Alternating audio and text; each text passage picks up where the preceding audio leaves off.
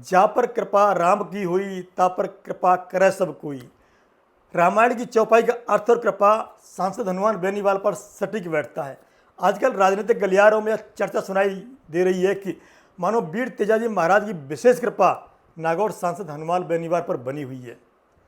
कारण यह है कि मुख्यमंत्री भजनलाल शर्मा को लेकर हनुमान बेनीवाल द्वारा दिए गए बयान के कुछ समय बाद ही प्रदेश की राजनीति में नया विवाद खड़ा हो गया। बेनीवाल के बयान के बाद तेजाजी महाराज की ऐसी कृपा हुई कि मुख्यमंत्री भजनलाल शर्मा के चहेते मंत्री गौतम दत्त का एक कथित ऑडियो वायरल हो गया, जिसकी भाषा शब्दों की मर्यादा को तार तार करती हुई सुनाई देती है। पूरे राजस्थान में बहस छिड़ जाती है। इस ऑडियो ने राजस्थान के पूरे माहौल को ही बदल के रख दिया और जनता तथा मीडिया का ध्यान एक नए मुद्दे की ओर केंद्रित कर दिया। कई लोगों का मानना है कि इस घटनाक्रम के कारण बेनीवाल के बयान को लेकर चल रही चर्चा अपेक्षाकृत हल्की पड़ गई। लोकमानस में कहावत प्रचलित है, जा पर कृपा राम की हुई, ता पर कृपा करे सब कोई। कुछ समर्थक इस घटनाक्रम को उसी दृष्टि से देखते हैं।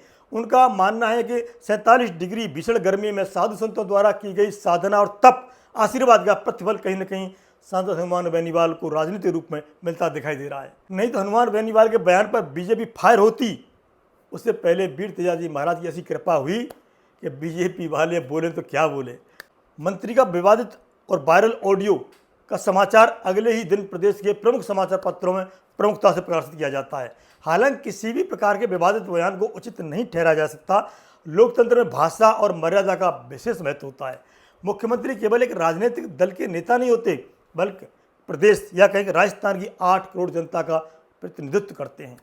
इसलिए सार्वजनिक जीवन में शब्दों का चयन अत्यंत सावधानी और जिम्मेदारी के साथ किया जाना चाहिए। दूसरी ओर यह भी एक वास्तविकता है कि एक सांसद हनुमान बेनीवाल लगातार किसान, युवाओं, बेरोजगारी, शिक्षा, भर्ती परीक्षाओं में घोटाला और जनहित के अनेक मुद्दों को उठाते रहे। यही कारण है कि राजस्थान के युवाओं और एक बड़े जनसमूह के बीच उनकी मजबूत पकड़ दिखाई देती है। उनके समर्थकों का स्पष्ट मानना है कि वे आम जनता की आवाज़ मुखर रूप से उठाने वाले नेताओं में शामिल हैं, नंबर 1 हैं। फिर भी राजनीतिक विश्लेषकों का और समाज के एक वर्ग की अलग राय है। उनका कहना है कि किसी भी बड़े राजनीतिक नेता को व्यक्तिगत टिप्पणियों और कटाक्षों से बचना चाहिए। विपक्ष की भूमिका सरकार की नीतियों, योजनाओं, निर्णयों और जन समस्याओं पर सवाल उठाने की होनी चाहिए।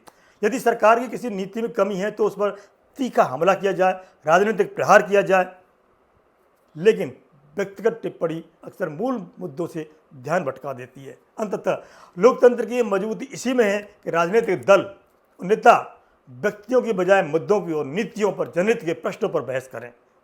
जनता भी उन्हीं नेताओं को अधिक मत देती है जो व्यक्ति